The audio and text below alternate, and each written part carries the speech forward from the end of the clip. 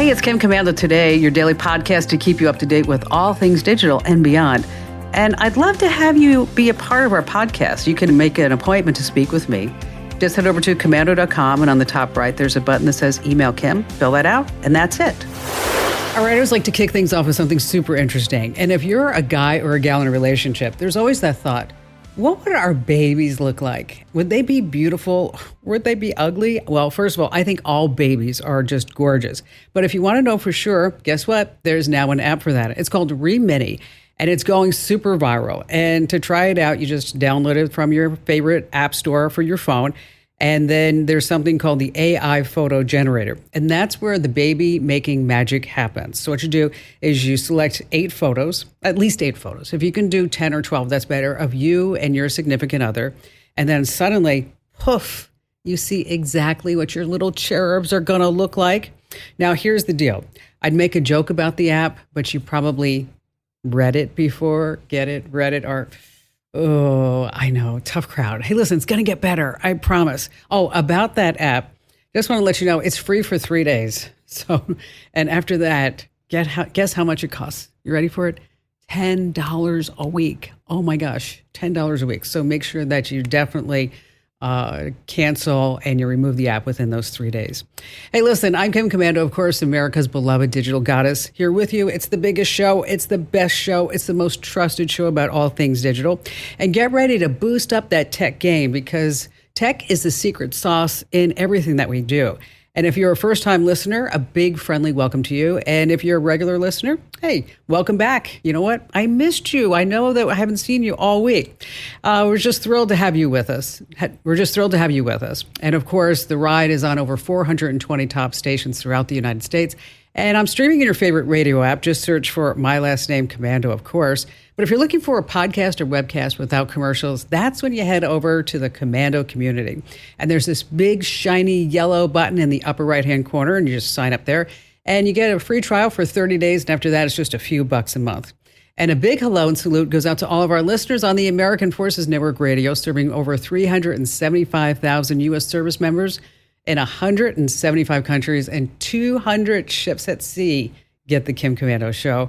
And to everybody who I met in the Coast Guard a few weeks ago who said, I listened to you, love that. And a big salute again goes out to you guys and gals. And our T-Mobile Unlimited listener line is now open. I'm sure you have a few questions about something digital in your life that I can lend a hand to. And it's 1-888-825-5254 is the way to join us. And if you're just too shy to come on a big-time show and podcast, hey, I get that. You can always drop me your questions over on the website, and that button is called Email Kim. See, some things in tech actually make sense. All right, every single day, I just scour the web. I go to at least 30 different websites to make sure that we're both up to date on everything that's happening in the techverse.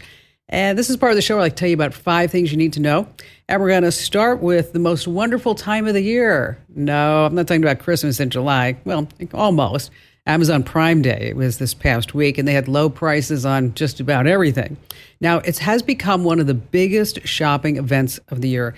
It's actually almost a national holiday, I think. All right, maybe we should get days off. It was July 11th and 12th. So guess how much people spent on Amazon those 2 days. Now, remember, we are in the middle of, we still have inflation. Some people are still talking about recession. People are losing jobs. How much have we spent? $12 billion. Oh my gosh, that's up 6% from last year. Another surge is the buy now, pay later. That was almost $1 billion for Amazon. 7% of all purchases were buy now, pay later.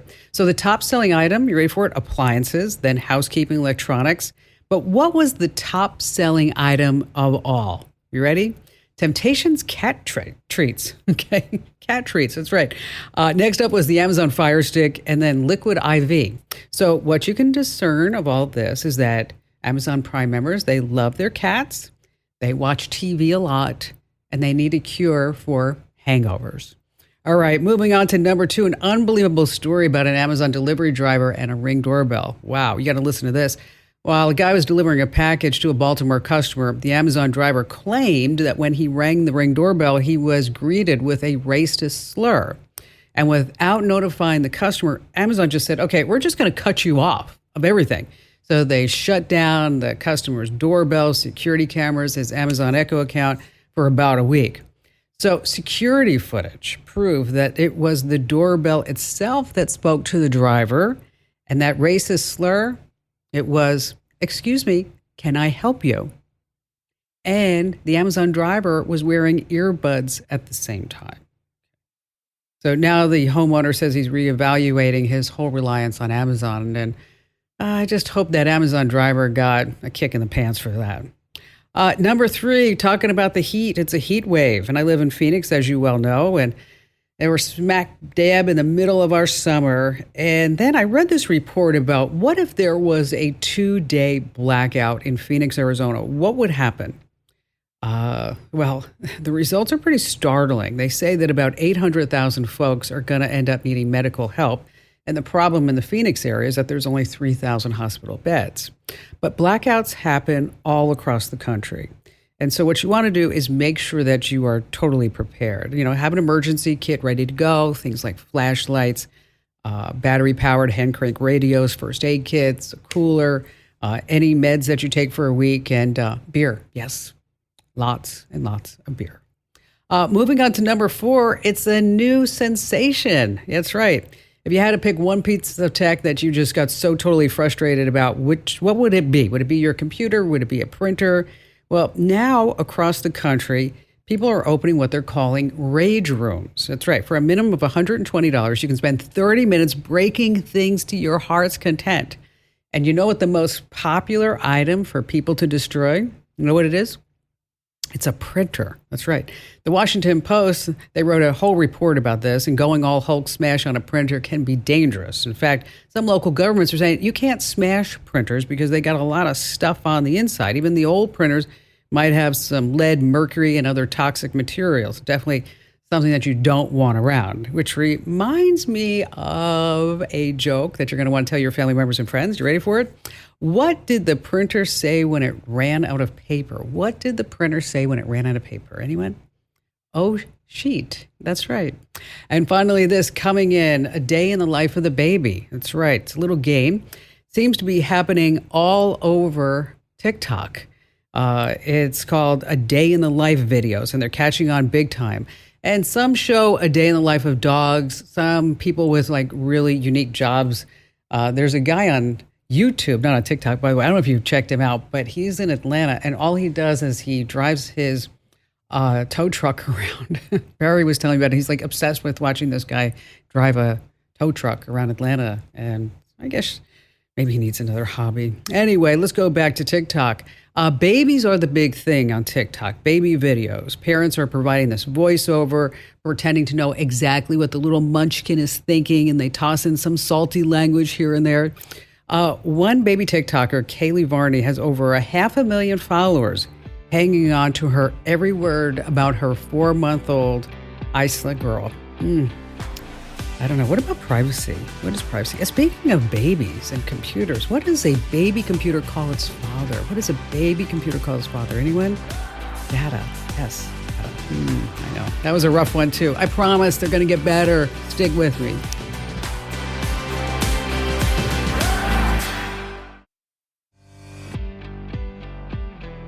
Hey, if you're not already getting our newsletters, I want to make sure that you sign up right now. Head over to getkim.com and join over 400,000 folks who get our newsletters every single day for Tech Smart. You're going to love them, let me tell you. And rolling out soon, we have the afternoon life hack, so you don't want to miss that. Be a VIP right now and sign up over at getkim.com.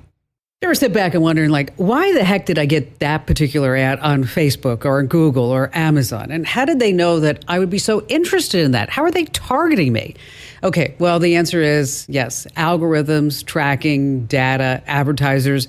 And then you may not know this, but they're actually bidding on your data. They're bidding on the opportunity to present you the ad. And how is it done so quickly? So all of a sudden that when you hit that Facebook page, that Google page, in a nanosecond, that ad for hiking in Patagonia that you were just thinking about or dreamt about is suddenly there on the screen. Okay.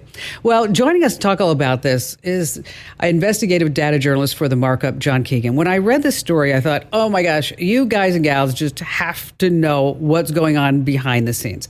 John's recent piece is called How Your Attention is Auctioned Off to Advertisers, and he really explores this in depth. So we're going to talk about it, but that doesn't mean if you don't want to know more, you should actually go hunt down this article and read it. So, John, thanks for being here. Really wonderful investigative piece that you did. And we both know that there's this auction war going on behind the scenes, but what does that process look like for the advertiser? So imagine, for instance, what's happening is you're browsing a news website and you come across an article you want to click on. Let's say, for example, you had a family member that was going through some depression, okay? And you wanted to help them out. Maybe you'd been doing some Google searches recently looking for information about this. And while you click on that link, just milliseconds before the page even loads, a signal is sent out to ad platforms that says there's an advertisement opportunity here on this webpage. A little bit of information about the device is sent along, and a real-time auction happens to place that ad. So this is happening all in the blink of an eye. Multiple bidders are going to be looking at that information about you and about the article that you just clicked on, and will decide whether they're going to spend a lot to get that ad in front of you. Now, if you had already been searching for depression, you might already have been put into a bucket of people with an interest in depression. And that means that, say, a pharmaceutical company looking to get ads in front of people who are interested in this topic might want to pay a premium. So they would place the highest bid, and that ad gets delivered, and it all happens in the blink of an eye. And I think so that if we could bring it down to maybe an example that people might know is that, say you want to buy a stock and you go on your Fidelity account, whatever it is, Morgan Stanley, whatever it is. And then you say, I'm going to buy this stock when it hits $12.30 a share. And so you don't have to do anything. It's all automated. And when the advertisers are doing this, do they say like how many people they want to reach, say in that example with depression? Well, what they're trying to do is advertisers basically don't want to waste any money on ads that are irrelevant to people. Okay. So we've all had the process sometimes of when we're surfing the web, we come across an ad, or like, why am I seeing this ad? It has nothing to do with me. And other times you see ads that are really dialed in. You're like, wow, that's creepy. I am planning a trip to this location soon, right?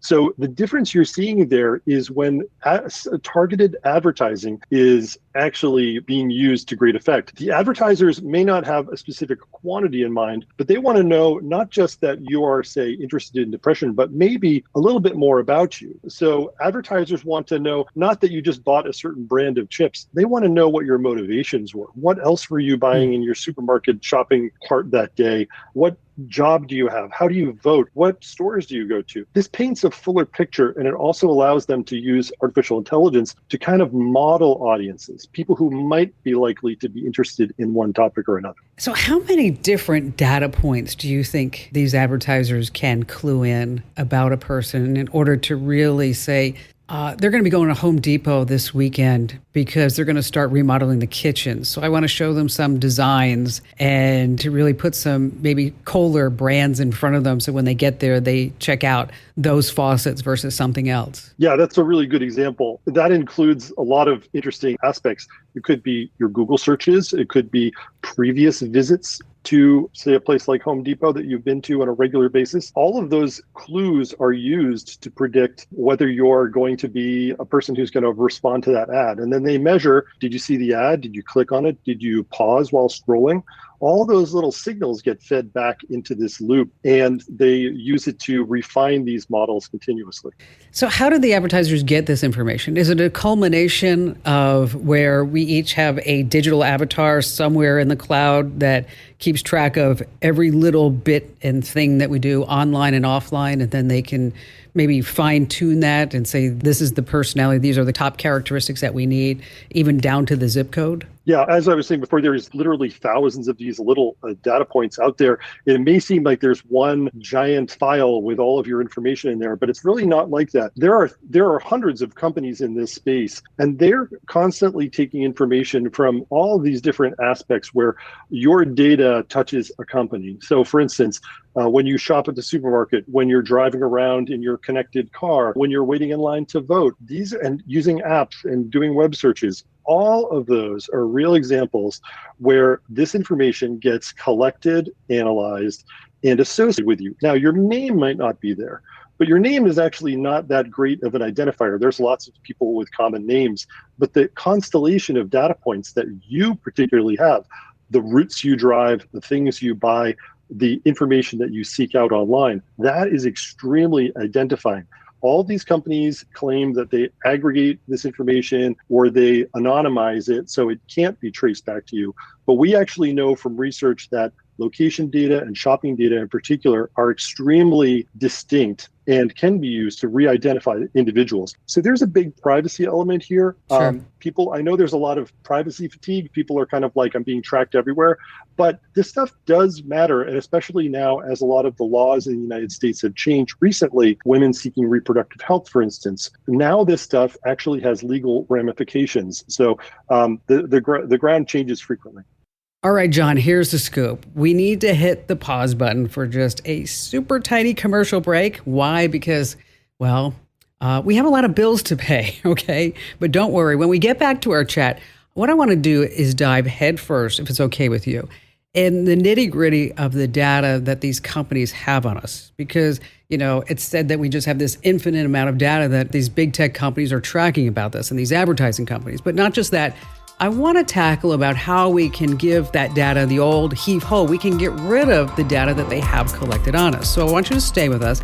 Now, folks, this is important information that you're not going to get anywhere else. And this reflects on the privacy, or the lack of privacy, rather, that we have in our lives. So you want to stay right with us here with the Kim Komando Show.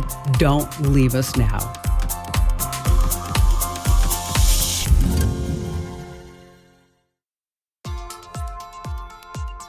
All right, if you're just joining the convo in the show, we've been speaking with John Keegan. He's an investigative data journalist for the site The Markup. And we've been talking about big tech and marketing companies who just collect this infinite amount of our personal details, and then they gather it all together and they sell it off to the highest bidder.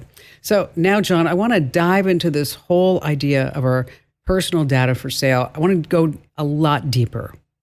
Now, you wrote about Xandr, which I found fascinating. Explain that to our listeners, and then tell us what you found in your research. Sure. Xandr is an advertising platform that is owned by Microsoft, and they bought them from AT&T in 2021. This is a company that serves kind of both ends of the advertising industry, both advertisers and publishers who have to run the ads to make some money, right? And so Xandr, they have on their website a place where they were kind of sharing information about this data marketplace they have. They bring in data from 93 different data suppliers, so wow. Advertisers can take their pick from different buckets of users. So security researcher Wolfie Crystal pointed this file out to us and said, hey, you should take a look at this. It turned out to be 650,000 of these audience segments. These are wow. basically buckets of users. So maybe they could be things like, millennials who like to go on vacation, or Dunkin' Donuts, regular visitors. But it can also be sensitive information, like people who frequently buy pregnancy test kits, or people who are prone to depression. So these are all examples of things that we found thousands of those sensitive segments, which we were surprised to see. So how accurate do you think that data was or is? That's a great question. One thing that we were, after talking to experts and showing them what we found, a lot of them reminded us this is a business that involves marketing and branding, business to business. So if you're a data company and you have this collection of users, you're going to make it sound as attractive as possible sure. to advertisers. So it may not be as accurate as it seems. We saw some about personality traits, and those we actually looked back, and they were kind of like a personality test you might take to get a coupon. They weren't like some super smart algorithm that was deriving all the data points in your life. It was literally people who go through and pick a picture that represents a vacation they want to take. So it may not be as accurate as it sounds. Or those ones on Facebook, what's your spirit animal? Like it's like, not a snake, just say not a snake. Can anybody just hop on and use these platforms like Xandr? Not really. They're made for businesses who are in the advertising industry. But users can explore some of this data that we have on our website. We built a nice little search tool where you can type in any topic, and it will show you all the audience segments that we found in the file related to that. And I promise you, something in your life will show up in there, because it's amazing how granular this industry is. We've been packaged up and branded by these ad companies for advertisers in every aspect of our life. Now, John, is there a place that somebody could see all the different data points, or if not all, say 80% of the data points that these advertisers know about them, and maybe say, I know that there's always been some type of movement to say we want to be able to remove what we don't want to have in this massive database of ourselves. Is there a place where you could actually see all this? Yes, some Americans have the right to request this information. There's no federal privacy law in the United States like there is in Europe. Now, if you're a resident of California, Virginia, Connecticut, Utah just passed a bill, there are some strong state privacy laws on the book that give you the right to request a full copy of your data. It's not easy. Sometimes it takes a couple of weeks. We had some readers trying to do this for a story, and some of them didn't get their data back. But when you do get it back, it is enlightening. I made a request to Experian, the credit bureau, for a copy of my data, and it was a pile of paper about this thick with every residence I've been at, every bank account I ever opened. But it had also the information of the buckets that it put me in based on my finances, politics, employment, everything. So I recommend readers to actually go try and do this. The big credit bureaus are a good place to start because they feed data out to so many different places in the ecosystem. And there's usually a link at the bottom of the page in their privacy policy, which tells people how they can go about request information. Was there anything in there about you that you were like, whoa, what was that? Not so much. It was, I think a lot of it was just, not that accurate. We had a reader who wrote into us after we did a story about Kroger supermarkets who requested his data from Food Lion. And his came back and said that he was in the economic category of tough times. And he was surprised by that. He's like, we do pretty well. He's like, I don't know why I was in that. The supermarket might have been a poorer area. But he was really kind of startled to see what group he had been put into without his knowledge. Well, one time I looked at what Google thought about me. This goes back a couple of years. And it picked me as, it said, first of all, it said I was a male. Well, I assure you, I'm a female.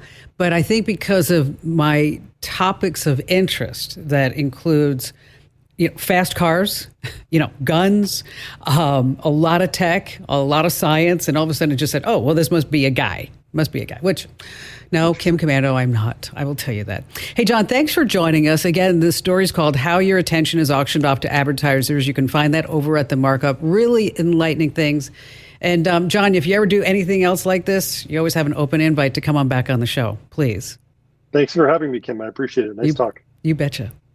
All right. This tip is about these genius commands that you can use with your phone that you may not be using. Like, for example, I just used this one the other day, is that when you're wondering, like, what is that airplane above me? And I'm not going to say the wake words for these devices because then everybody's devices will go crazy. I'm just going to give you out the commands. Like, you just have to say, what flights are overhead? And then you see the carrier, the flight number, and altitude in just a few seconds.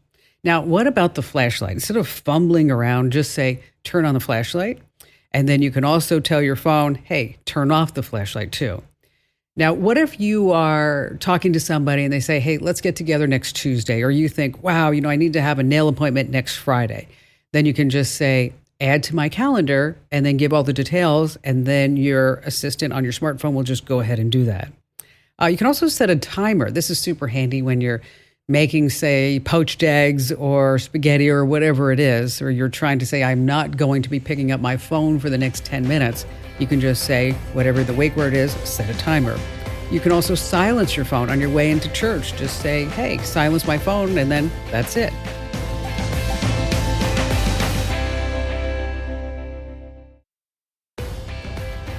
All right, James in Houston, Texas. Oh, hi, Kim Commando. What a pleasure and honor it is to speak to you. I've listened to you for a long time. You're wonderful. Oh, well, thank you. I think you're pretty wonderful too, James. Well, it's very kind of you. So my question is about surveillance. My wife and I are headed to a foreign country, and we will be working with the government in the Ministry of Education, but we were wanting to know, is there some sort of, how do we detect any surveillance devices that may be in the apartment that will be provided for us, and something that we could either take or buy over there, just to either know if we're being watched, or maybe, disable it, to scramble it, or just remove it. So which country are you going to? Uzbekistan. Okay. I think my first call would be to talk to somebody at the embassy or consulate, just so that you know what type of laws will cover surveillance and counter surveillance in that country. Okay, well, that's a good place to start. I didn't even think about asking the embassy. Yeah, so I would start there just to make sure. I don't want you to violate any local customs rules, anything like that, okay? So that said, next, how do we find this stuff? Of course, physical inspections. But keep in mind that these hidden cameras can be in just about anything. Clock radios, even the remote control for the TV could have a hidden camera. Okay. Well, we've been on your website, and so yes, we've learned some of those ingenious hidden places, like Kansas soup and other things. It's kind of crazy. A dehumidifier, right? Yeah, and I'm glad that you do that, because when you see those pictures, that's when you're like, whoa, they can put these cameras anywhere, right? Would never have thought of that, right? And so next, you want to use a flashlight. Dark areas and many lenses will reflect light that can help you find hidden cameras. There's also a device called an RF signal detector. We've actually put that in our cart, Amazon cart, from your recommendation. Perfect. Okay. Then what you want to do is, when you get there, you want to look at the Wi-Fi network and look at the network itself.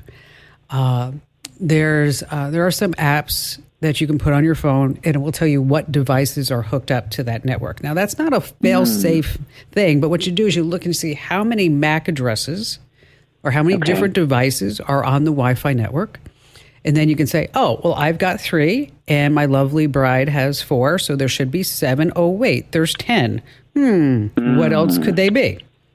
Okay, maybe one's the television. Okay, maybe one is a smart speaker. Maybe whoever refrigerator. Maybe, yes, exactly. The Ring doorbell, or it goes on and on. So you start counting up all the devices. I see. One of the things that I have done, and I actually found some hidden cameras in a vacation rental this way, is that when I turned on the TV, is that I just kept scanning up the dial. And so you have, of course, your local channels, and then you have maybe your news channels, and you have your movie channels, and then you have your music channels, your pay-per-view channels. And if you keep going up, what I saw were cameras that were outside the vacation rental, although it wasn't disclosed to me that, and it didn't have to be because they weren't inside, because it was a public area. It wasn't in a private area, so there was no reasonable expectation for privacy. But I was able to find those cameras that way. Now, of course, once you're there, you want to use maybe encrypted messaging apps, VPN, good password management, 2-factor authentication, good things like that. But again, I'm glad that you have that in the cart, because I think that RF detector was something that I would definitely bring. But I just want you to make sure, like I said in the beginning, that you're you're not going to violate anybody's rules by doing this. Sure. Now, it will detect wired connections or no? I mean, will it only detect wireless devices? Well, the RF is a radio frequency signal that's being sent from the surveillance devices. Okay, so I gotcha. Okay, so that's going to be wireless. So as far as wired, that's where we're going to use an app and look at the different devices that are connected to the network. I see. So that this way we're going to add them all together. It's kind of a creepy thing that you even have to worry about this, quite frankly. Yes. Yes. Why are you concerned? Well, since we're going over there, and we'll be, like I said, we're working with the government, but we just want to be careful. It's not necessarily that we've been told this, but we just want to be cautious. If we're going to a foreign country and going to live in government-provided housing, sure, I would rather know that it's clean than just presume that it's clean, or live in fear, wondering, are they listening? Are they watching? Well, and so we thought you might be able to at least offer some tips and some suggestions. Well, so I think if you go through all that stuff, quote unquote, that we just talked about, I think that's great. Yes. And then I bet you that local consulate or embassy, they're going to have some information for you too about maybe you could ask them, has there ever been any experiences like this in the past that we need to be aware of? And just really get into their brain a little bit to see what else you can learn. And I'm glad that you have that in the cart. And if you need any other help after you speak to the consulate, just give me a call back. I'm always right here for you. Hey, if you're not already following us on social media, stop ghosting me. Head over to Instagram.com/KimCommando, Facebook.com/KimCommando, Twitter.com/KimCommando, Threads.com/KimCommando. Although I don't know what that whole deal with Threads is. I'm not convinced it's going to be the whole home run that a lot of these tech blogs are. But anyway, I'm at Kim Commando everywhere. All right. Advertisers, are notorious for watching what we do and where we go online because that's how they make their money. But here's a secret that the online advertisers don't want you to know. Think of all those cookies that you leave, this trail whenever you're online. They can be useful, like, say, to remember what's in your shopping cart, but they can also be pretty invasive. So advertisers love cookies because they can help customize all the ads that you see.